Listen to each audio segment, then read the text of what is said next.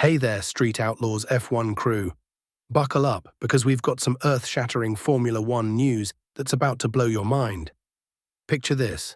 Adrian Newey, the mastermind behind Red Bull's lightning-fast cars, is packing his bags. And guess where he might be headed? That's right, Aston Martin has their sights set on him. But hold on to your steering wheels, because this story gets even crazier. Since Newey announced his departure, Red Bull's been spinning their wheels. Only 3 wins in the last 9 races. Looks like the magician took his tricks with him, huh? Now here's the million-dollar question: where's Max Verstappen, the fastest driver on the grid, going to end up? Everyone thought he was Mercedes-bound, but plot twist, Aston Martin has entered the game and they're playing to win. Just imagine, Newey, Honda and Verstappen together again. Only this time, instead of Red Bull blue, they'd be decked out in Aston Martin's British racing green. That'd be more shocking than a last-lap overtake in Monaco. And who's the mastermind behind this power play? Lawrence Stroll, the billionaire owner of Aston Martin.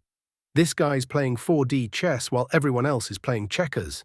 He's already nabbed Enrico Cardile from Ferrari and Andy Cowell from Mercedes. Looks like he's assembling the Avengers of F1. The rumors are so wild, they're saying Stroll even gave Newey a VIP tour of Aston's facilities. Picture it. And here, Adrian, is where you'll design the next World Championship car. But what about Lance Stroll, the boss's son? Oh, they've got plans for him too. Word on the street is he might be headed to Aston Martin's WEC program. All to make room for Verstappen. Mike Crack, Aston Martin's team principal, dropped this gem. Lawrence is the most convincing person in the paddock. Can he convince Max to trade the bull for the winged horse? So what do you think, folks? Does Aston Martin have a shot at being the next F1 powerhouse? Will Verstappen trade blue for green? Is Newey going to design a car so fast it'll need wings?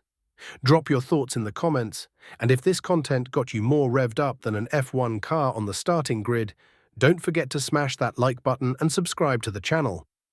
Thanks, gang. Until the next video, and remember, in F1, just like on the streets, it's all about who crosses the finish line first.